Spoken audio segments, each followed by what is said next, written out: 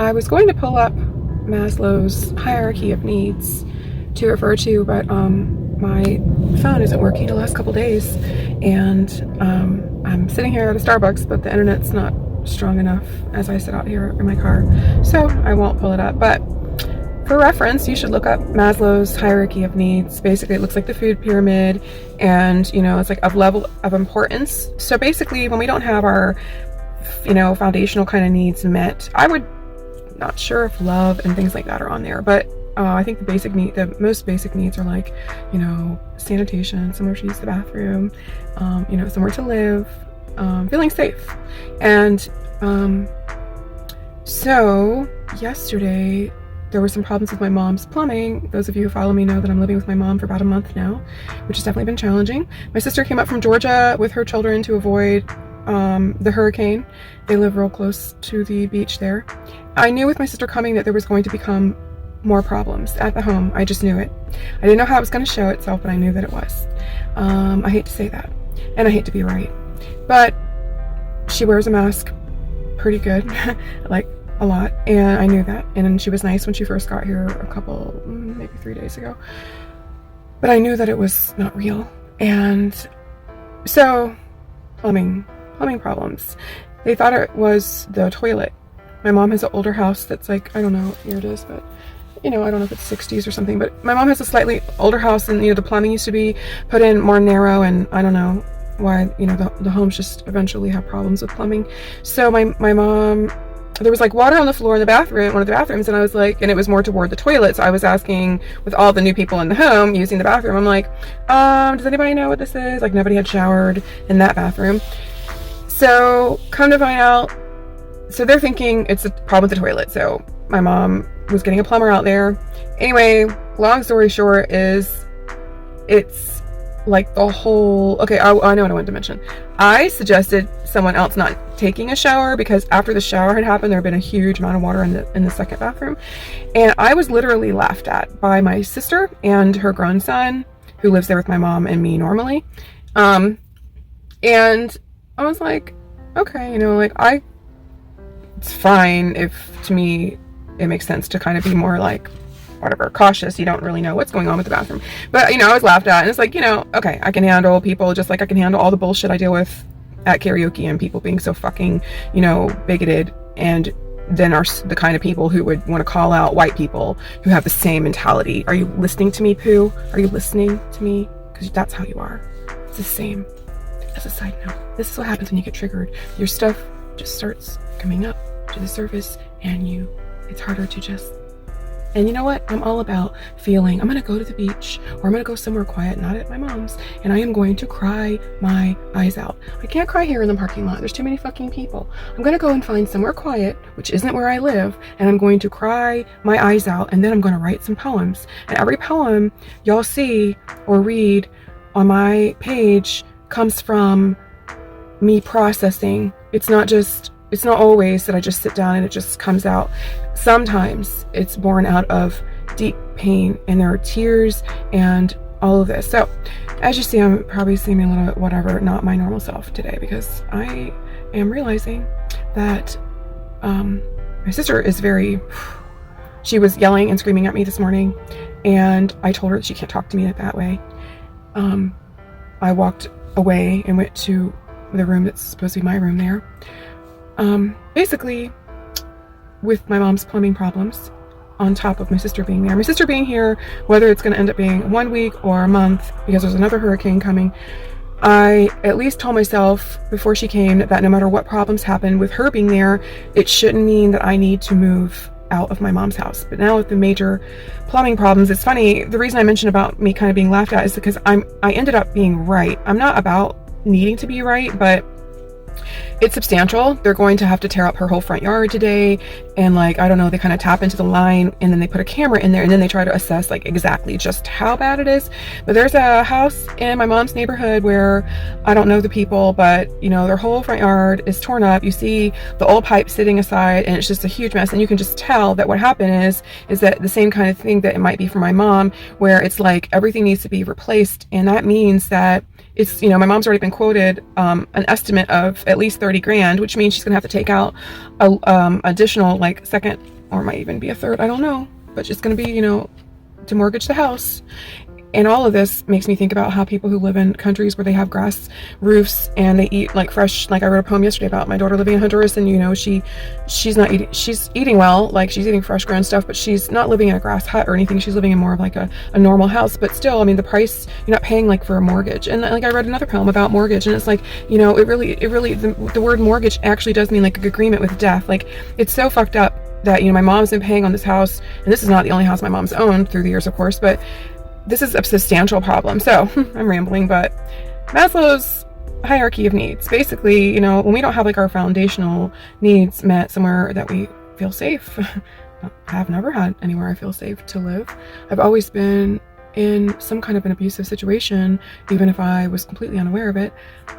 And so I'm realizing that I'm most likely going to need to go to a shelter, and I don't have my mom's place as a backup. I didn't want to have to go to the shelter to live. I mean, who does? And when my ex forced entry back into the marital home, and so it's like I have two choices. I can go and live back at home, which the only benefit of living back at home would be that I would be around my kids, which I'm not around. I have a broken car that's in his name only, that has 190 some thousand miles. It needs $3,000 work. We only paid $8,000 for it when it was like 60,000 miles a number of years ago. And so and I did talk to a mechanic karaoke friend, and he just said, no, he said, it's a Chevy. You don't put $3,000 into a Chevy with that many miles, and it's an '07. Anyway, I've already been, which I wrote a poem about that. Read my poems and you'll see there's all this stuff, right? But I've been thinking about, should I buy a bicycle, and what's within bike riding distance or walking distance from my mom's house, she does live in the city, that I can find a job. And I've just been kind of brainstorming and waiting and just not sure. And so then this happened with my sister's visit, and now this is the plumbing. I'm like, I also, as I've been living with my mom for this month, my mom, and then, like I said, my sister's grown son, he's like 22. Pretty much they just stay each in their own room, and there's no connection, and I accept that. And but one thing I've noticed is how much my mom is like my soon-to-be ex, and I notice that she feeds off of me if I give her any, basically like last night. She did this last night. She went in the kitchen and she turned on all the big lights. My room is right off the kitchen. It's a converted garage, and I actually happened to be awake already because we don't have a bathroom there, and I needed to go to the bathroom, and I had to go up to the Wawa's, and so I had not been back very long. But my mom, she has this big bright lights on, and I'm like, I just went to the door, which I shouldn't have, and I was like, do you have to have these big lights on? And she was in a total normal voice. She was like, they'll be off in a few minutes. Okay, all right. And the reason I say in a normal voice is because my mom, oh my gosh, I cooked a hamburger last night when I came home from karaoke, and I mean, everyone was up still, and it was late, but my mom coughed so much and put on this voice so much to almost I feel almost to take away any enjoyment of me even enjoying my meal, because I cooked a hamburger, and so she was acting like it was so smoky. But yet my nephew, the grown nephew who lives with my mom and me at the house normally, he cooked 2 days ago. He cooked at least 10 hamburgers, and had that kitchen way smokier than one hamburger, way. And she didn't cough once, and she was even in closer proximity. She was actually in the kitchen, not in the living room. And my brain can't help but see these things now. I think as a kid, I did not see these things. I did not see the manipulation, the control. And it's like, now that I see, I was telling myself last night, I went to my room to eat my hamburger alone, and things do bother me, and I knew I shouldn't eat right away, and I was telling myself, it's okay, you didn't do anything wrong. She wants to make you feel like you did something wrong, but you didn't do anything wrong. You didn't burn it, even though there should be some grace if someone would make a mistake and burn some food or something. But it's like, I get it. I felt this in the marriage situation too. I have been the black, as I say, the black sheep, I have been the scapegoat, the black sheep, the one that everyone. So when my sister was yelling at me this morning, my mom was siding with her, and they're not even wanting to tell me what they've been told by the plumber. And I'm like, don't you think I should be able to know without even asking? If it would be the opposite, I would be like, if I was the guest and my sister was the one living with my mom, and I was privy to like the estimated, you know, time of like, this is going to be 3 months, or this is going to be like a half a year, or this is going to be whatever, or something like that. Jet passing, but I usually speed these kind of videos up because I tend to talk maybe a little bit more on the slow side because I'm processing, and I usually don't even make these kind of videos because they are kind of sad and they are kind of raw, and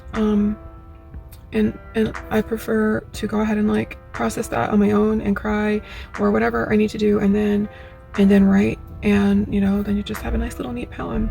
But you know, I was thinking as I was driving to the coffee shop today to even use the bathroom for the first time this morning that, no, I think I'm gonna make one of those raw videos, the kind that I later hide and make private and feel some sense of embarrassment. But you know, I also think, and sometimes I put them back to being public.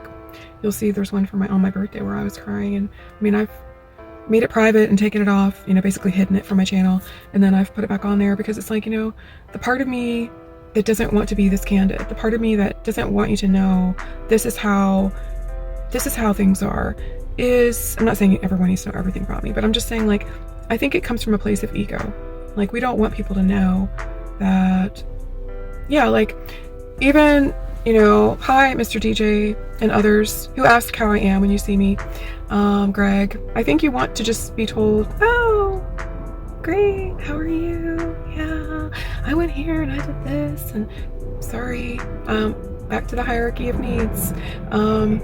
Yeah, maybe I shouldn't even try going to karaoke, and most likely I won't be if I'm going to be living in a shelter and not have a car that works by the end of October. It's already failed inspection, but they were nice and didn't put the failed sticker on, so they gave me pretty much the whole month instead of just 2 weeks to keep using it. It did break down on me on the interstate, and then that is not the $3,000 worth of problem. So it's like, even if I paid the $3,000, which is my lawyer money, then it's still not necessarily, it's not anything to do with, it's like tires and struts, and it's stuff that's not even related to me breaking down. So it really isn't probably worth trying to fix the vehicle. But you know, somewhere to live that you feel safe, somewhere to live where you feel safe, and I would add, and have loving connection. These are not, this is not too much to ask or to want in life. And I think, you know, I do have my head screwed on straight, and I have done so much fucking healing in the last 2+ years. I want to be able to be the kind of person I am, like who I am. I'm not this bullshit, but I come from this bullshit. But you can't help what kind of family you were born into. My gosh, if I was born into like a stable, my family actually was upper middle class when my parents were still together, but it's not the money, it's like it's the everything else. It's the connection, it's the, you know, emotional support. If I had been born into a family that had, let alone was upper middle class like we were, but even if we weren't upper middle class, as long as we weren't like dead, you know, completely dead poor, because that brings back to those hierarchy of needs, and you know, you're struggling to just kind of stay afloat. If we were just, you know, very average middle class or even lower middle class, and there was connection, and my gosh, even if you're super, super poor, if you have family and extended family where there's love and connection, you are so much richer than people who grew up like me, where we had like this really big, not the house my mom lives in now, but like when my parents were together, we had this, you know, to me, not a mansion, but a really nice big house, you know, really nice like wraparound porch, and you know, a nice house and a nice lot of stuff, but nothing inwardly. You know, it's like, I think there's so many people who grow up the way that I do, and I don't think it's something that people talk about enough. And that's the reason that when I decided to make these kind of raw videos, it's ultimately, it's not really about me. Ultimately, it's about bringing awareness that, because, oh my gosh, like if there wasn't a shelter, like I think these things, as I have my coffee, let me show you my coffee. They hooked me up way big with whipped cream today. My espresso. This is my one, you know, splurge, my $4.29 splurge that I still get, as if I'm still got money coming in, and I don't. But you know, when I pass the homeless people that are truly homeless, not just the people trying to panhandle and they're not really, I do think to myself, even before I was living with mom, when I was still with my soon-to-be ex-spouse, I would think to myself, you're only a couple steps away from that. Like, it wouldn't take much. And I feel like with the way our houses are mortgaged, and like even with my mom's plumbing problem, like, what if my mom can't get approved? Maybe she had to take out, I believe, a second mortgage years ago. I don't know if maybe she ended up paying that off, so maybe it's just a second mortgage. But for like major dental work and stuff that she needed to, like a root canal and some other stuff years ago, like maybe 8 or 10 years ago, maybe she paid that off. It's not my problem. I can't take on everything. But the way I'm being treated, the way I'm being laughed at, the way my mom starts joining in with my sister, and the way that even my mom is acting since my sister's been in town with her children. She's out in the living room. She even put like, some fake flowers in a vase on the table. And I mean, I'm thinking to myself, what the hell, And I remember thinking to myself, when my mom was a school teacher in Norfolk for 40 years. And I remember when there was different principals, different years, but I remember when like the principal was coming for some reason to drop by our house, my mom would go ballistic with everything had to be this and that, and and don't say this and don't do that. And I look back now, and even with the way my dad would have treated us, which would have been abuse, it was all like, shh, make sure you don't mention that. Or even my mom would have taken me as a kid. I was not a Christian. I did not understand the Christian doctrine, but I was taken on like Wednesday nights when I was really little with like I don't know, it must have been Awanas, and it was some kind of lesson. I was supposed to have the lesson ready. I was probably under 10. I don't remember how old I was, but I probably was already reading. But there was never, my mom would be like fussing at me on the ride there, and don't you tell them that I basically, that she was the reason I didn't have my lesson done. It was like, I just remember always kind of being told to be silent about these things that we were supposed to keep secret. And I would say that continued on in the marriage, as I was in churches, that were telling me that it was because I wasn't submissive enough. That's why I was being treated this way by my spouse. And it really was a shh, stop complaining. Shh, you're too blah, blah, blah. The problem is really you. But really, it's the same kind of, foundationally, it's the same kind of silencing.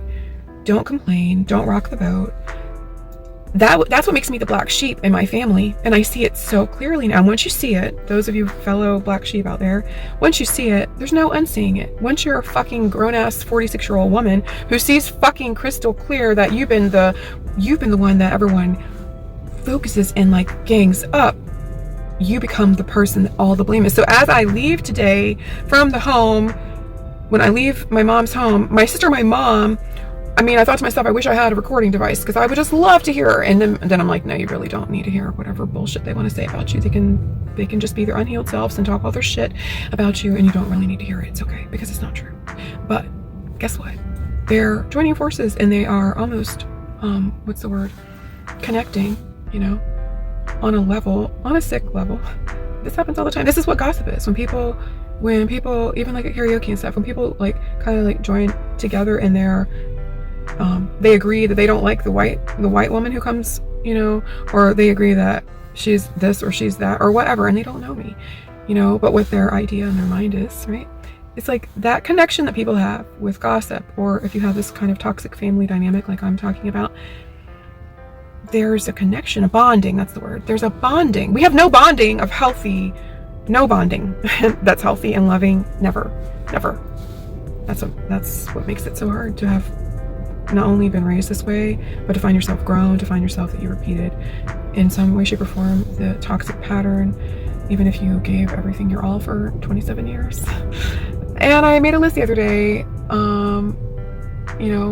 I have a broken car. I'm manifesting a working car. I almost put new car, and I thought, I didn't have to be new to me, just like the clothes from the thrift store. I don't care about a new car, and I don't care about like any kind of certain make or model. If it works, this car I have right now doesn't even have, it's not that the air conditioner is broken. It actually doesn't even have like an air condition feature. It's very, very, very basic Chevy Aveo with no frill.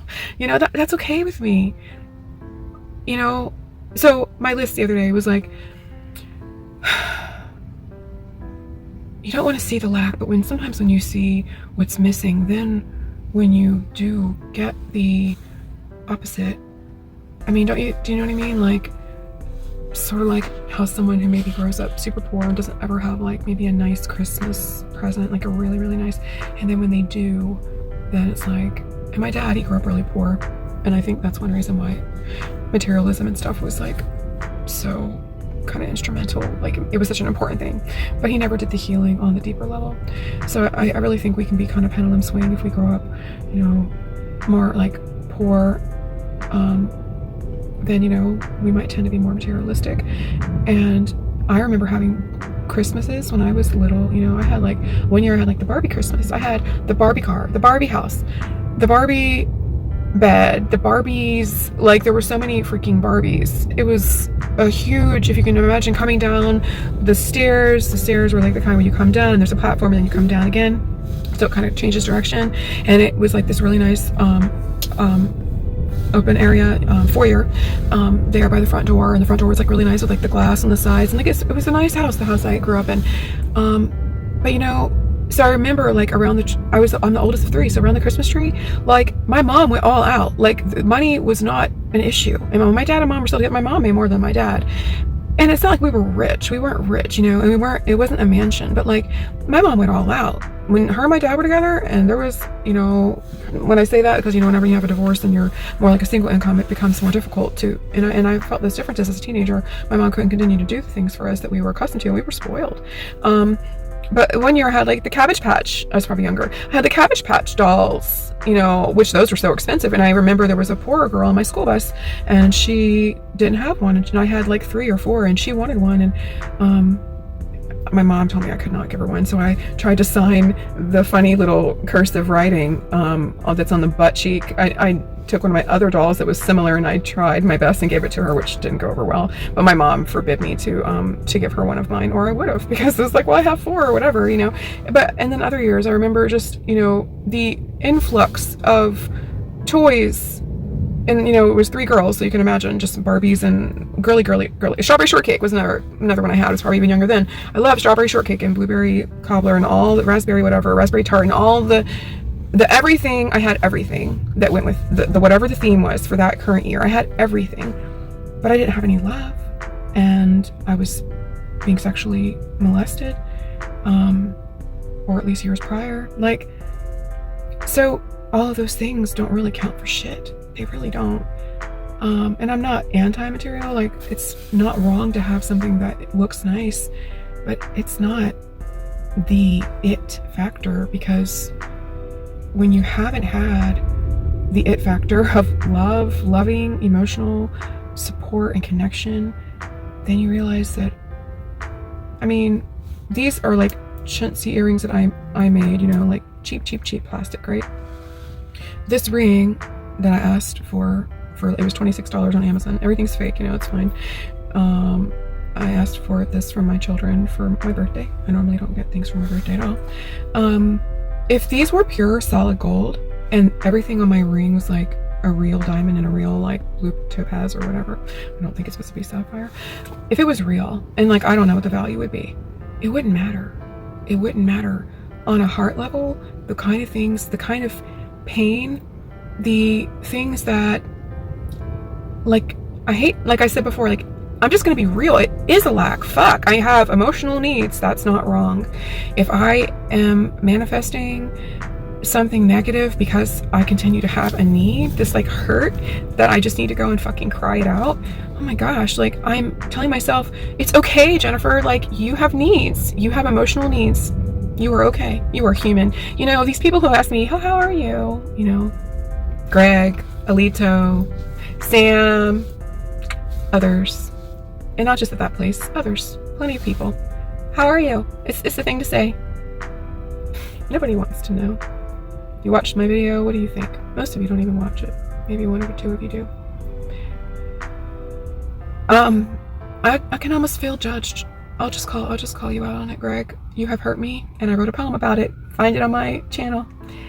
When I wanted some car advice, and his response was, well, what about family? When I wasn't asking him for a car to use. I was asking just, you know, can you, as a man who's older, like, could you help me to know I'm thinking as a non-mechanic person? And I did finally find someone to get that advice from. But I was kind of asking for some quote fatherly advice, I have no father who is in my life.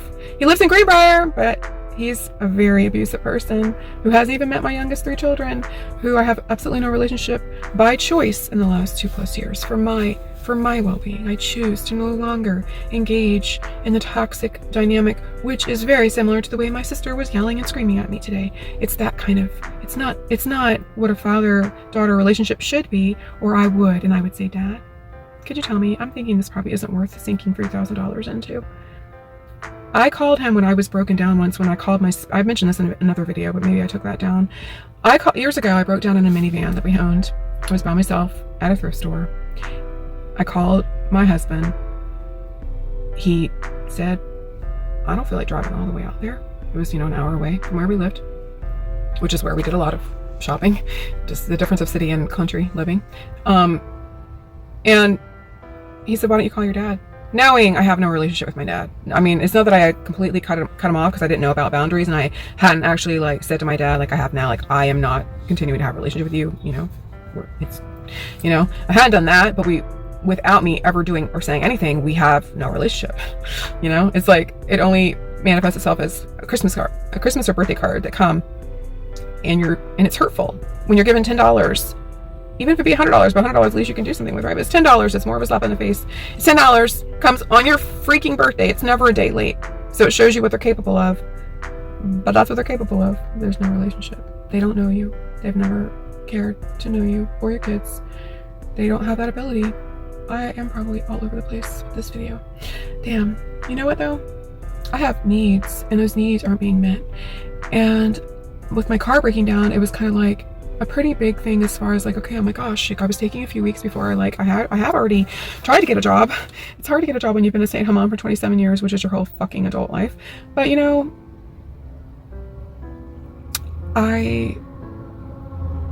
reality, I'm not only going to be at a shelter, I'm going to be at a shelter without a car. I'm going to be walking or riding a bike to whatever job. And then there's this part of me that's like, you're a queen, you're abundant, you've healed, you're an empress, you're walking in empress energy. You don't need to go to no shelter. You don't need to live with your mom and this toxic fucking crap. You deserve, and then some of the tarot readers might reference, there was a reference to The Little Princess, the movie with Shirley Temple, and where she was like a real princess, but it was like in the war, supposedly her dad was lost in the war. He ended up being alive at the end of the movie. But when there was no money to continue paying for her governor's school or all of her things that she was accustomed to, and she found herself as a maid just to be able to have food to put in her mouth. She was like a servant, not a maid, a servant girl. She was able to retain her integrity of who she was through and through. And I feel like no matter what, I'm gonna go to a shelter. I feel like I would go to a shelter above standing on the street corner and deciding, making a decision I'm going to be homeless. I am technically homeless right now, and all of this is hard. It's what's hard too is that nobody would know looking that I dress well, and I might not be looking the best today, but I dress well. I know how to put myself together. I mean, I do see people, even at Walmart or somewhere, you see people who, you can tell that something is not quite right. And I don't think we should go by looks in every way, shape, or form, but there are people who look pretty disheveled, and sometimes it's more like they just, whatever. All of this is I'm not trying to be judging people, but I feel like we all do naturally to some extent. Whether we, run those judgments that we have initially through our filter of whatever we deem I think just because a thought comes to our mind doesn't mean that we have to accept it as our belief. There's all kinds of